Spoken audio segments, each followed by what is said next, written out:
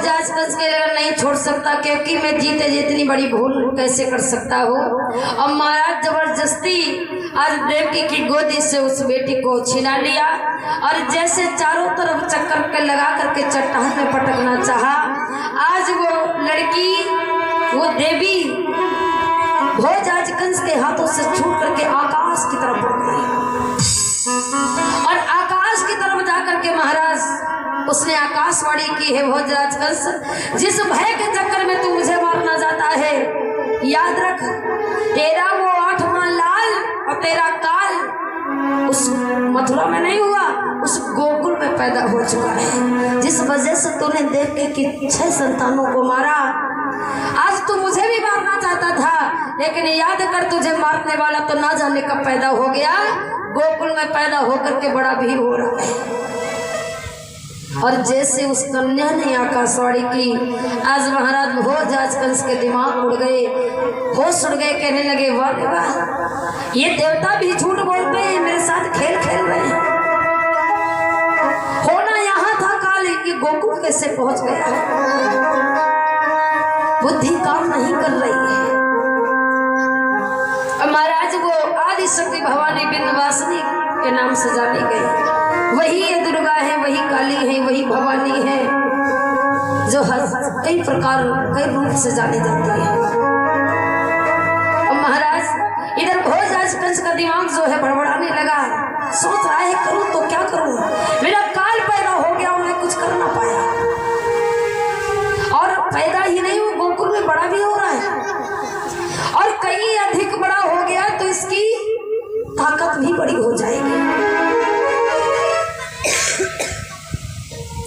और ये काल कहीं एक दिन मेरे सामने ना हाजिर हो जाए, कहीं मेरे प्राण ना चले जाए। महाराज प्रतिदिन अब उस हर पल यही उसके मन में विचार आते हैं, लेकिन करे तो क्या करे, दिमाग काम नहीं करता। महाराज जब कोई चारा नजर नहीं आया तो भोज आज कंस ने अपनी बहन के पास में पहुंचा, बहन से निवेदन किया, हे बहन ऐसा क्यों ना करो, देख रही हूँ ना मेरी चिंता कितनी बढ़ती चली जा रही है। वो बहन कहने लगी भैया करना क्या होगा, मुझे भी तुम्हारी चिंता देखी नहीं जाती, क्या बात है। भोज आज कंस कहने लगा बहन कुछ ज्यादा नहीं, बस थोड़ी सी अगर आपकी सहायता मिल जाए तो शायद मेरा काल मर सकता है। वो बहन पूतना कहने लगी भैया अरे ऐसा भी क्या काम है जो हमसे आपको हमारी जरूरत पड़ गई। भोज आज कंस कहने लगा बिल्कुल जरूरत इसलिए है आपकी क्योंकि आपके पास बहुत बड़ी शक्तियां हैं, आपको रूप बदलने का ढंग मालूम है, और आपके पास जब इतनी बड़ी शक्ति है, रूप बदल लेती हो तो रूप बदल करके कुछ भी कर सकती हो। तो ऐसा करो तो रूप बदल करके महाराज कहाँ जाओ, उस गोकुल में। अब गोकुल में जितने भी बालक हो, लेकिन क्योंकि तुम जान नहीं पाओगी कि उसमें से मेरा काल कौन है, बहुत ढेर सारे बालक होंगे, तो ऐसा करना धीरे धीरे करके एक समान के सारे बालकों को मार के आना है, क्योंकि उनमें से पता नहीं कौन मेरा काल हो। अगर धोखे से वो न मरा, सब मर गए तो क्या फायदा है फिर मरने से। तो ऐसा करना कि पूरी कोशिश करना कि सारे बच्चे मर के आने। भोज आज कंस की बात पूतना सुन करके कहने लगी ठीक है भैया, क्योंकि मुझे भी तुम्हारा कष्ट देखा नहीं जाएगा और मैं ऐसा करने को बिल्कुल तैयार हूँ। अब ऐसा करने में ज्यादा समय कुछ नहीं लगेगा, बहुत जल्दी। और महाराज पूतना जो थी वहां से तैयार हुई, एक राक्षसनी है, लेकिन जब रूप बदला तो इतनी सुंदर हो गई, ऐसा मालूम पड़ रहा है कि वृक्ष की कोई गुजरी बन गई हो। एक गुजरिया बन करके अपने रूप को बदल करके चली है। और गोकुल में महाराज जब आई, गोकुल वासियों ने जब देखा तो मन में शंका जरूर हुई कि ऐसी ये लड़की, ऐसी ये गुजरिया मैंने कभी और नहीं देखी गोकुल में।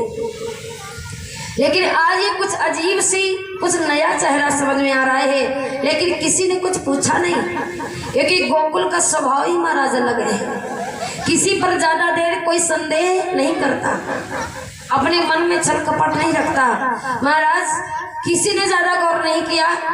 इधर धीरे धीरे करके ये पूतना जो थी भैया के कहने के अनुसार धीरे धीरे गोकुल में जितने छोटे छोटे बालक हैं सबको मारना शुरू करने लगे।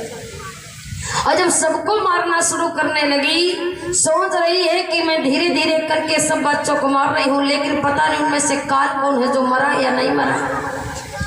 और जब गोकुल के धीरे धीरे छोटे छोटे बालक मरने लग गए तो गोकुल वासियों ने विचार किया कि पता नहीं इस गोकुल में हो क्या गया है आखिरकार, अभी तक ऐसा नहीं हुआ, आज पता नहीं इतने दिनों से ऐसे क्या बात हो गई जो धीरे धीरे करके एक एक बालक क्यों मर रहे हैं। समझ में बात नहीं आ रही है महाराज कि उन्हें मार कौन रहा है, लेकिन पूतना भेष बदल करके शिकार कर रही है। और कई सारे बच्चों को मारा, लेकिन उसमें से भगवान कृष्ण को भी मार नहीं पाई। धोखे में सारे बच्चों को मारती चली जा रही है कि भरी गए रुधिर के और महाताल और पर हृदय हमारा भरा नहीं।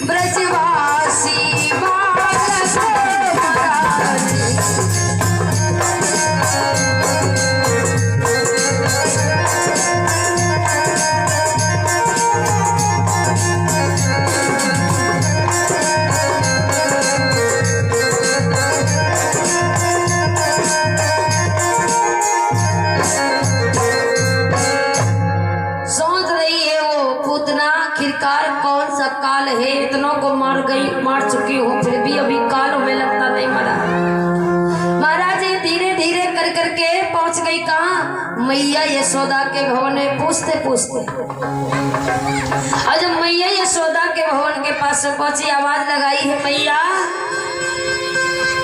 और जब मैया ने आवाज सुनी तो दरवाजे पर आई और देखा जब पूतना को कि एक गुजरी बनी है। और वो मैया यशोदा भी नहीं जान पाई, सोच रही है कि तुम कहाँ से आई हो। ये कहने लगी बस कहीं से नहीं, बस यहीं पास में रहने वाली हूँ। और जब मैंने सुना ना मैया कि आपने एक सुंदर से बालक को जन्म दिया है, आना तो बहुत पहले से चाहती थी मगर आ नहीं पाई किसी कारण। आज मेरा मन नहीं माना तो मैं दौड़ी चली आई। हमें भी दिखाओ ना तुम्हारा लालन कैसा है। मैया यशोदा कहने लगी क्यों नहीं, अरे देखना चाहती हो तो जी भर करके देख लो, खिला लो, कोई परेशानी नहीं। अब महाराज मैया यशोदा ज्यादा दिमाग नहीं लगा पाई, सोच तो रही है कि ये कभी मुझे इस गोकुल इस वृंदावन में नजर नहीं आई, लेकिन ये पता नहीं कहां से अचानक। कोई बात नहीं, आज इग्नोर कर दिया हर बात को। अब महाराज हाथ को पकड़ा उस पूतना के और ले जा करके जहाँ भगवान कृष्ण लेटे हैं वहीं पे बिठा दिया। अरे कहने लगे जी भर करके नहीं खिला लो, और जब खिला लेना तो तुम घर चली जाना और हम काम कर रहे हैं। और महाराज मैया यशोदा तो काम में लग गई, भगवान कन्हैया को उठा के दे दिया उस पूतना के हाथों में। अब जब पूतना के हाथों में स्वयं भोजराज कंस का काल है, पूतना समझ गई कि वाकई में यही काल है, मेरे भैया का काल तो यही मैया यशोदा का लालन है ना। अब महाराज जब जान लिया उसने तो अपने स्तनों में कालकूट नाम का जहर लगाया महाराज, और सोच रही है जब मैं इस बच्चे को स्तनपान कराऊंगी तो ये जहर पी करके इसकी मृत्यु हो जाएगी। अब महाराज काफी देर तो लालन पालन करती रही, प्यार जताती रही, भगवान कन्हैया कहने लगे ये पहली बार गुजरी आई, इतना प्यार कर रही है, लेकिन इस प्रेम भाव के पर्दे में कैसा मौत का आंचल लेकर के आई है।